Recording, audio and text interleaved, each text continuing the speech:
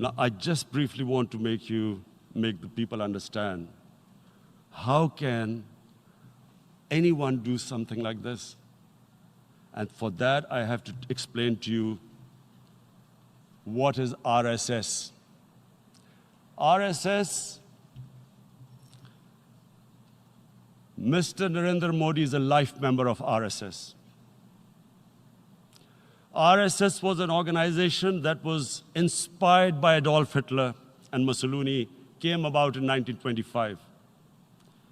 They believed in racial purity, racial superiority. They also believed they were an Aryan race like the Nazi believed they were an Aryan race.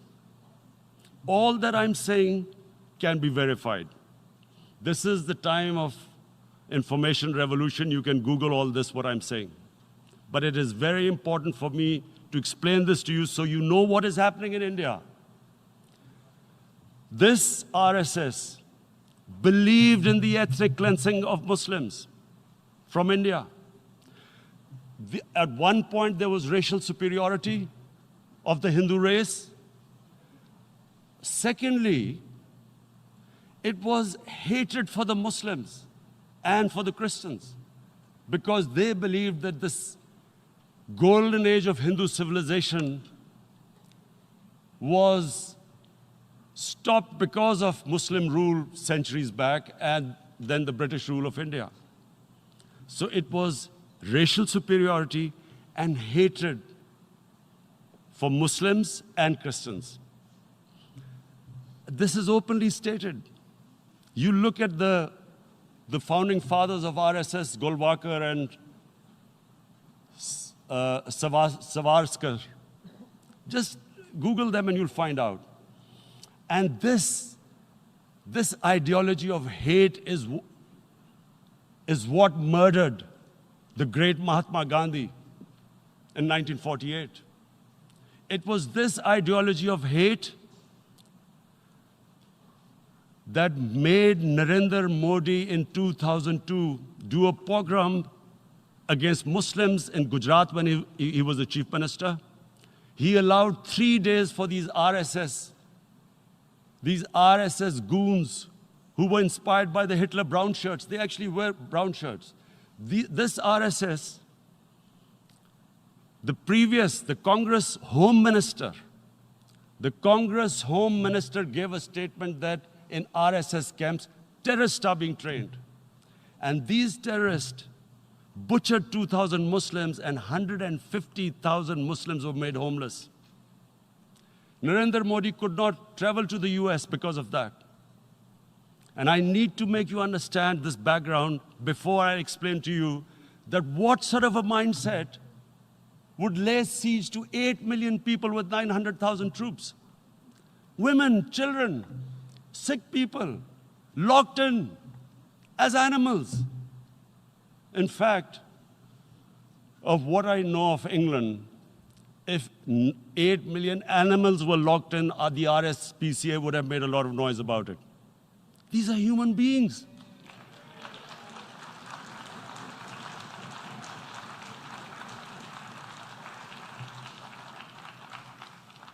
And Mr. President, what comes with racial superiority, these illusions of Aryan superior race, is arrogance.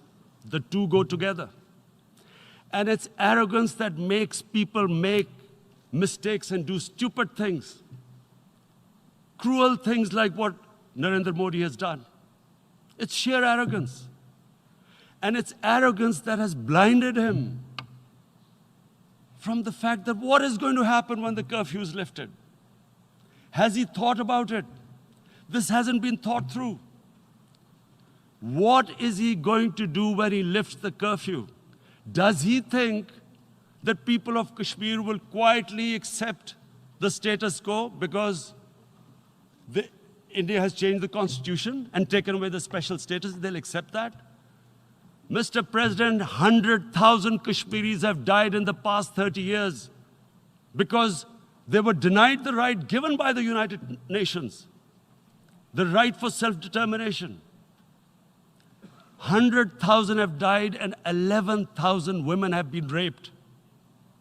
There are two United Nations human rights reports on this.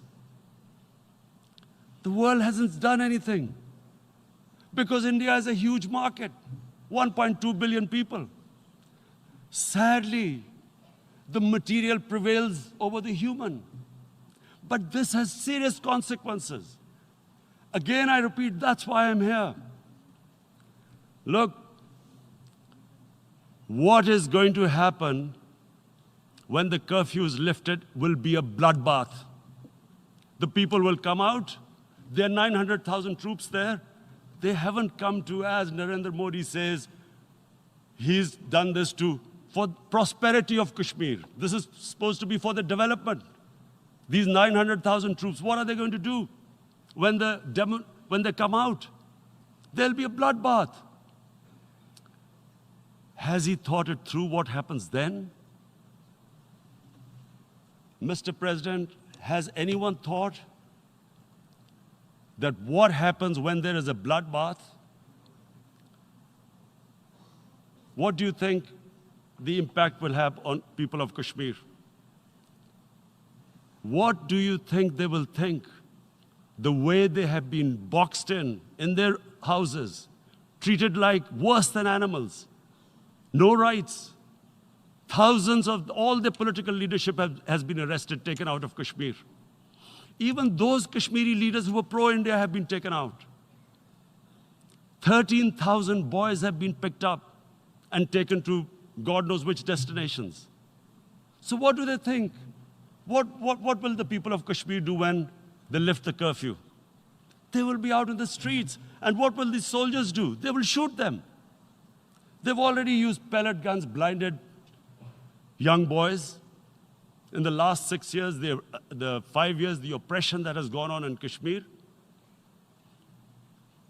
And so, Kashmiris will be further radicalized. Mr. President, there will be another Pulwama. And guess what? India will blame us. They're already blaming us. They're saying all this is happening because of Pakistan. One of their defense ministers said, there are 500 terrorists lined up on the border to go in. Why would Pakistan send 500 terrorists when there are 900,000 troops? What impact are they going to make?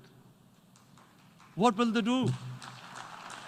And don't we know that the moment there is some terrorist attack, all that will happen is there'll be further cruelty and oppression of the people of Kashmir. We will just give the 900,000 troops to further crush the people of Kashmir. And then we'll give the Indian government an excuse that, look, Pakistan is a terrorist state, and this mantra that has gone on, Islamic terrorism. The moment you use this catchword, Islamic terrorism, the whole world turns away. No one talks about human rights. You can do whatever you want, which is what has happened in Kashmir, because they keep using this word, Islamic terrorism. And this is what they're doing right now. What do we benefit from further increasing the cruelty on the people of Kashmir? And why would we want this? But there is no other narrative left for India.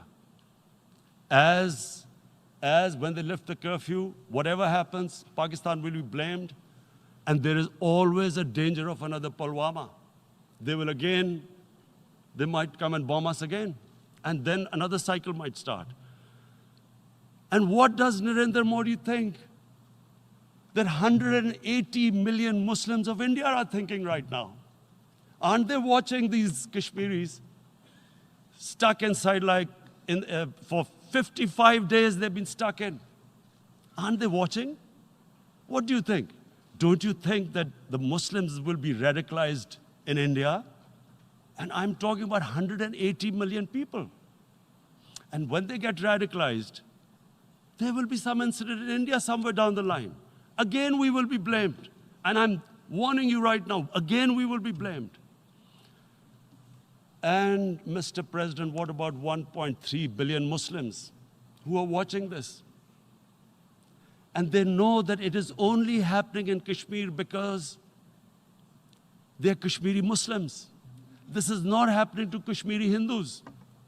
They know that this is happening because of their religion. So what do you think they will be thinking? What do you think the Jewish community would think if there were, forget 8 million, 8,000 Jews stuck like this? What do you think Europeans would think? What do we think? I mean, any human community, if their members are stuck like that, what do you think they will think? Are we a children of a lesser God? Is it not going to cause us pain? And then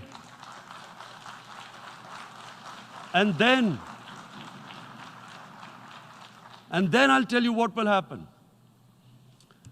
People will, in the 1.3 billion Muslims, someone will pick up arms. I know we've been brought up with films, Western films. This good, decent guy doesn't get justice. He decides to pick up a gun and start seeking justice. There was a film made in New York, famous film called Death Wish. This guy gets mugged by and his family, his wife gets killed or something. He can't get justice. He picks up a gun and he goes around shooting muggers. And the whole cinema cheers him on. So what do you think the Muslims are thinking right now? If there is a bloodbath, there will be Muslims becoming radicals, not because of Islam, but because of what they will see, that there's no justice when it comes to Muslims. There were Rohingya Muslims, Myanmar, who are, God knows, almost 1 million people out, ethnic cleansing. What was the response of the world community? So what do you think will be the response of 1.3 billion Muslims? I picture myself. I'm in Kashmir. I've been locked up for 55 days. I have heard about, and there are rapes, Indian Army going into homes, soldiers. Would I want to live this humiliation? Would I want to live like that? I would pick up a gun. You're forcing people. You are forcing people into radicalization. When people lose the will to live, what is there to live for? And this is what, if you can do this to human beings, you are actually radicalizing people. And so, Mr. President, I want to repeat here, this is one of the most critical times. There will be a reaction to this. Pakistan will be blamed. 2 nuclear-armed countries will come face to face, like we came in February. And before we head in that direction, the United Nations has a responsibility. This is why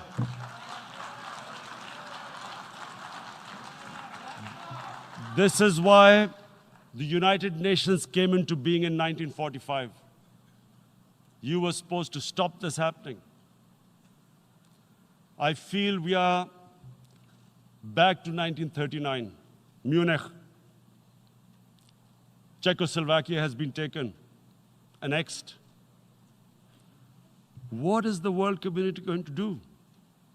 Is it going to appease a market of 1.2 billion, or is it going to stand up for justice and humanity?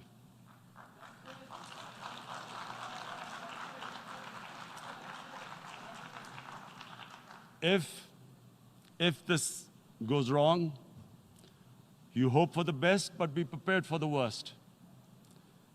If a conventional war starts between the 2 countries,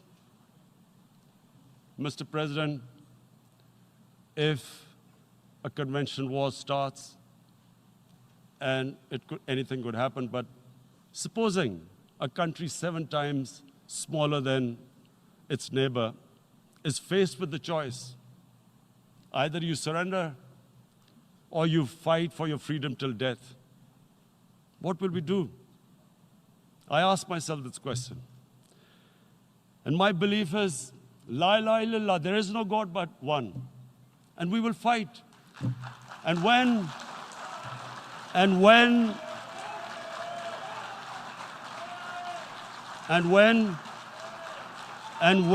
a nuclear-armed country fights to the end, it will have consequences far beyond the borders. It will have consequences for the world, which is why I repeat I'm here. Because I'm warning you, it's not a threat.